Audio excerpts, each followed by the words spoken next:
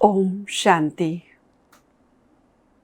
आज ये पवित्र मास चल रहा है जिसे भक्ति मार्ग में पुरुषोत्तम मास कहते हैं, अधिक मास कहते हैं।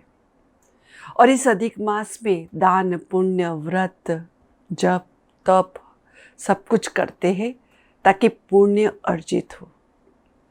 इसी श्रृंखला में ब्रह्मा कुमारी संस्था ने एक सीरीज आरंभ की है। उसी सीरीज के संदर्भ में आज हम एक कथा सुनेंगे। एक गांव में एक पटेल रहता था, सपरिवार, लेकिन बहुत ही भोला, बहुत ही भाला और बहुत ही निर्माण। उसके 4 बेटे थे। चारों ही बेटे बड़े ही सुशील, आज्ञाकारी, वफादारी। वो पूरा ही खेती बाड़ी समाज सभी को संभालते थे और पटेल प्रभु की याद में मगन रहता था। गीत गाता था, भक्ति करता था और साथ साथ मग्न अवस्था से प्रभु को वो याद करता था। उसके कंपाउंड में जो अनाज था उसकी वो रखवाली करता था। ये उसका नित्य कर्म था कि कोई भी आए तो उसको वो मना नहीं करता था। एक दिन रात को वो ऐसे ही प्रभु की याद में भजन कीर्तन कर रहा था। प्रभु ने उसकी एग्जाम लेने के लिए एक सन्यासी का रूप धारण किया और उसके पास गए कि भिक्षान देवी। पटेल उठ करके एक सुपड़ा लेकर के अनाज भर करके उसकी झोली में डालने गए। सन्यासी ने कहा कि एक सुपड़ा नहीं चाहिए, पूरा जो वहाँ ढगला पड़ा है अनाज का वो संपूर्ण मुझे चाहिए। इस पे पटेल बहुत हंसी आई कि लो, आपने मांगा तो क्या मांगा, ये सब कुछ अनाज आपका। इतना ही कहते प्रभु पटेल पर बहुत ही प्रसन्न हुए और अपना पुरुषोत्तम स्वरूप में वो प्रकट हो गए और कहा कि पटेल, मैं तेरी साधना, तेरी भक्ति और ये जो पुरुषोत्तम मास चल रहा है उसमें जो आपने दान पुण्य जो सभी को किया है और अपनी स्व इच्छा से जो आप पूरे समाज को पुरुषोत्तम मास का संदेश दे रहे हो, उससे मैं बड़ा ही प्रभावित हूँ और मैं प्रसन्न हूँ। मांगो, जो मांगना है वो मांगो, आज मैं तुम्हें दूंगा।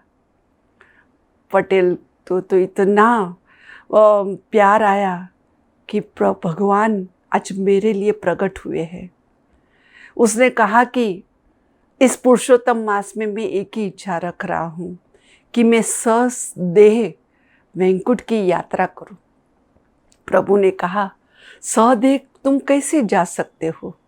तो कहा कि मेरी एक ही इच्छा है कि मैं सदेह वैकुंठ जाऊँ और वैकुंठ के नज़ारे देखूँ और उसका अनुभव करूँ। प्रभु ने उसकी ये इच्छा पूर्ण की। उसका हाथ पकड़ करके अपने पुष्पक विमान में उसको बिठा करके उनको ले गए। गोलोक, परलोक, शिवलोक और साथ ही अक्षरधाम, तीनों ही लोगों की शेयर कराई और लास्ट में उसको वैकुंठ में भी ले गए। यहाँ पटेल को न देखते हुए नीचे सभी हड़बड़ी मच गई। उसके 4 पुत्र और पूरे गांव वाले पटेल को ढूंढने के लिए क्या नहीं किया, लेकिन पटेल तो दिखे ही नहीं। और वहाँ वैकुंठ में तो पटेल मौज कर रहे थे, स्वर्ग का आनंद ले रहे थे। सभी समाज वालों ने कहा कि हम 11-12 दिन देखते हैं, फिर क्या करना है वो सोचते हैं। 11 दिन हुआ, सभी ब्राह्मण इकट्ठे हुए, समाज इकट्ठा हुआ कि अभी 12वें दिन हम पटेल का क्रियाक्रम कर देते, माना 12वां और 13वां कर देते हैं।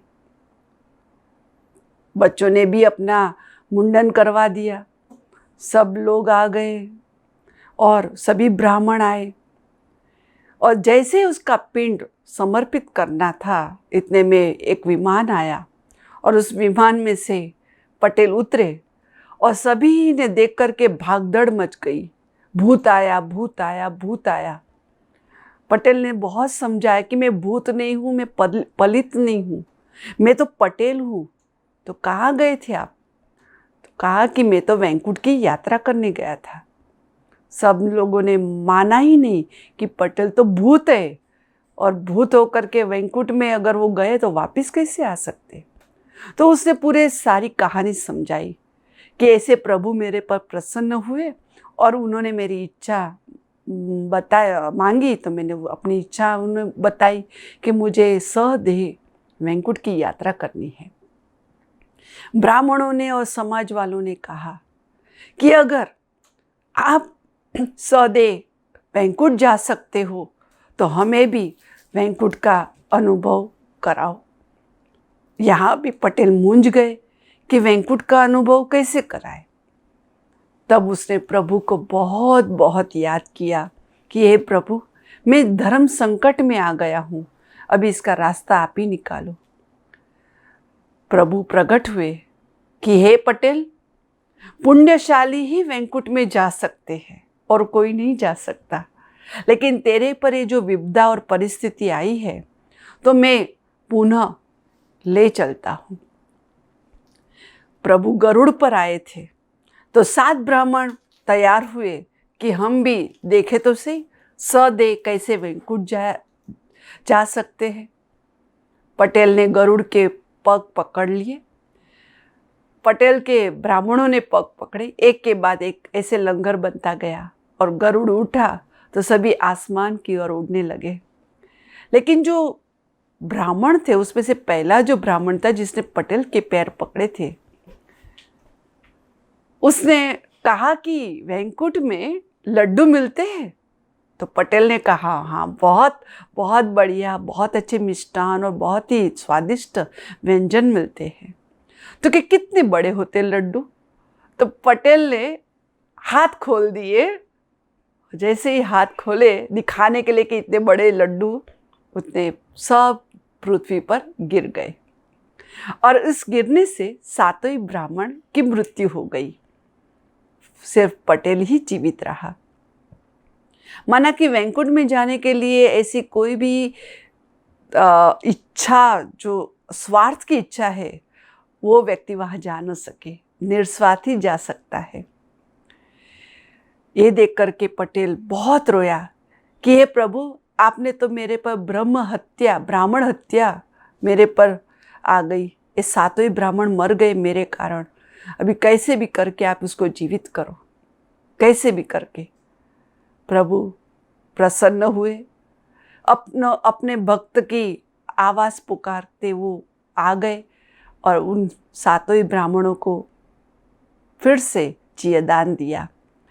जीवदान देने के बाद प्रभु ने पटेल से कहा कि हे पटेल, स्वर्ग में जाना है, वैकुंठ में जाना है, उसके लिए पुण्य बहुत ही अर्जित करना पड़ेगा और उस पुण्य अर्जित करने के पश्चात ही हम वैकुंठ जा सकते हैं। तो एक ऐसी कहानी, पौराणिक कहानी, कथाओं के रूप में पुरुषोत्तम मास में कही जाती है। लेकिन इसका आध्यात्मिक रहस्य क्या है? पटेल निस्वार्थता से प्रभु का गायन, पूजन, आध्यात्म, भक्ति भाव सब करता था, लेकिन उसकी कोई भी इच्छा नहीं थी। लेकिन जैसे ही प्रभु ने उसकी एग्जाम ली तो उसने कहा कि हे प्रभु, हे सन्यासी, सब कुछ आपका है, मेरा कुछ नहीं है। और इसी भाव से प्रभु प्रसन्न हुए। ठीक उसी प्रकार इस पुरुषोत्तम मास की इस कथा का बहुत ही गहरा एक आध्यात्मिक संदेश है, एक रहस्य भरा संदेश मैं आपको बताने जा रही हूँ। हम भी भक्ति मार्ग में प्रभु की आराधना करते हैं। उनको मनाने के लिए, उनको प्रकट होने के लिए हम बहुत भक्ति भावना और यज्ञ, जप, तप, हवन, उपवास करते हैं। लेकिन भगवान कब प्रसन्न होते हैं और वो कब आते हैं उसका तो हमें परिचय ही नहीं है। लेकिन इस सृष्टि चक्र के अंदर 4 युग है, सतयुग, त्रेता युग, द्वापर युग और कलयुग। और इसी 4 युगों के साथ 4 वर्ण है, देवता वर्ण, क्षत्रिय वर्ण, वैश्य वर्ण और शूद्र वर्ण। लेकिन एक और छोटा सा युग आता है, चाहे कलयुग जा रहा है और सतयुग आ रहा है, उसके बीच का जो समय है जिसको कहते हैं 100 साल, वो है पुरुषोत्तम संगम युग। और इसी युग में, इसी छोटे से अधिक युग में परमात्मा स्वयं इस धरती पर पधारते हैं, अवतरित होते हैं। और अवतरित होने के पश्चात जो पुण्यशाली यात्रा है, जो कैसे हम पुण्य आत्मा बने, उसकी वो शिक्षा देते हैं श्रीमत के आधार पर। वो राजयोग सिखाते हैं। और जो भी आत्माएं निस्वार्थता से प्रभु के प्यार में मग्न होकर के ये जो राजयोग की पढ़ाई पढ़ते हैं, उन्हें ये 5 स्वरूपों का अभ्यास करवाते हैं कि मैं ही आत्मा देवात्मा हूँ, मैं ही आत्मा क्षत्रिय हूँ, मैं ही वैश्य हूँ और मैं ही शूद्र हूँ। 1250, 1250, 1250 और 1250 इस चारों ही युगों का समान इक्वेशन कुल मिलाकर के 5000 साल का ये सृष्टि चक्र है। और परमात्मा को याद करने के पश्चात, उनकी ये सहज राजयोग पढ़ाई पढ़ने के पश्चात हमें 3 लोकों की हमें ज्ञान मिलता है। परम धाम, जिसको हम कहते हैं शिवपुरी, सूक्ष्म लोक, जहाँ 3 देवताएं रहते हैं, ब्रह्मापुरी, विष्णुपुरी और शंकरपुरी, जहाँ फरिश्तों की दुनिया है। और तीसरी है, वो है स्थूल वतन, साकार दुनिया, जहाँ हम इस नेत्र से सूर्य, चांद, सितारों की दुनिया देख रहे हैं। और हम सदेह इस सृष्टि रंगमंच पर हम पाठ बजा रहे हैं। और पाठ बजाते बजाते हम अपने स्वयं को ही भूल गए कि मैं हूँ कौन। तो उसका सही ज्ञान देने के लिए, हमारा तीसरा नेत्र खोलने के लिए कि मैं आत्मा हूँ, न कि शरीर। इस सृष्टि तो एक रंगमंच है। हमने ऐसे अनेक शरीर इस 5000 वर्ष में लिए हैं, 84 जन्म, और ये हमारा अंतिम जन्म है। पुनः इस माया, कमी, कमजोरी, 5 विकारों के वश हम तमोप्रधानता पतित बन गए हैं। और पतित बनने के कारण हम उस पिता परमात्मा को पुकारते हैं कि हे परमात्मा, आओ और आकर के हमें पावन बनाओ। हमारी पुकार पर शिव पिता परमात्मा इस धरा पर आ चुके हैं। आकर के 85 इयर्स पूरे हो चुके हैं। और ये वो यही ज्ञान दे रहे हैं कि अभी हम अपने घर चलना है, जिसको कहते हैं परम धाम, निर्वाण धाम, मुक्ति धाम, अनेक नाम हैं। और जब हम उस मुक्ति धाम में चलेंगे संपूर्ण कर्मातीत अवस्था में, उसके पश्चात हम जीवन मुक्ति में जाएंगे, जिसको हम अनेक नाम से याद करते हैं, वैकुंठ, स्वर्ग, हेवन, बहिष्यत, अल्लाह का बगीचा वगैरह वगैरह। तो उस स्वर्णिम दुनिया में जाने के लिए हमें अपने स्वयं के संस्कार देवी तुल्य बनाने पड़ेंगे। और वो देवी तुल्य स्वर्ग में जाने के संस्कार हमारे अभी ही परमात्मा हमें सिखाते हैं मुरलियों के माध्यम से। वो स्वर्ग जिसकी महिमा आज भी हम संगम युग में कर रहे हैं, जिसकी महिमा आज भी हम शास्त्रों में और कई गीतों में हम सुनते हैं। कहा जाता है, जहाँ डाल डाल पर सोने की चिड़िया करती बसेरा, वो भारत देश है मेरा। तो वहाँ स्वर्ग में जहाँ अथाह सुख है, जहाँ प्रकृति दासी है, जहाँ हर वैभव, हर प्रकार की सुख और शांति, संपन्नता हमें प्राप्त होती है, जहाँ 21 जन्मों का सुख मिलता है, ऐसी वैकुंठ की यात्रा हमें परमात्मा हमारे मन बुद्धि के माध्यम से हमें करवाते हैं।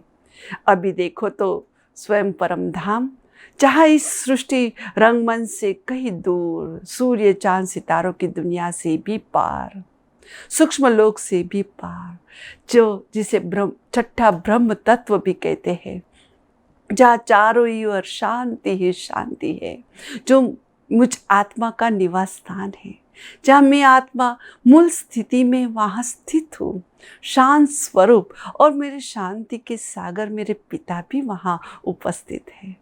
वो संस्कार मेरे अंदर डेवलप हो रहे हैं, और वही संस्कार से मैं फिर से पुनः इस सृष्टि रंगमंच पर आती हूँ। आकर के पिता परमात्मा की याद में पुनः मैं वैकुंठ में जाती हूँ, और उस वैकुंठ की यात्रा करके मेरा मन प्रसन्न होता है। जब अतीन्द्रिय सुख पूछना हो तो गोपी के गोपी वल्लभ से पूछो। वो अतीन्द्रिय सुख का आनंद, वो सातों ही गुणों की रचना मुझे अभी वर्तमान समय पर मिलती है। तो संगम युग की जो ये संगम युग चल रहा है, जिसको कहते हैं पुरुषोत्तम संगम युग, इस संगम युग पर पुरुष मन आत्मा, उस पुरुषोत्तम मन पुरुषों से भी उत्तम पुरुष बनने के लिए परमात्मा उसकी हमें शिक्षाएं देते हैं। इसलिए कहते हैं सर्वगुण संपन्न, 16 कला संपूर्ण, संपूर्ण निर्विकारी, मर्यादा पुरुषोत्तम, अहिंसा परमो धर्म।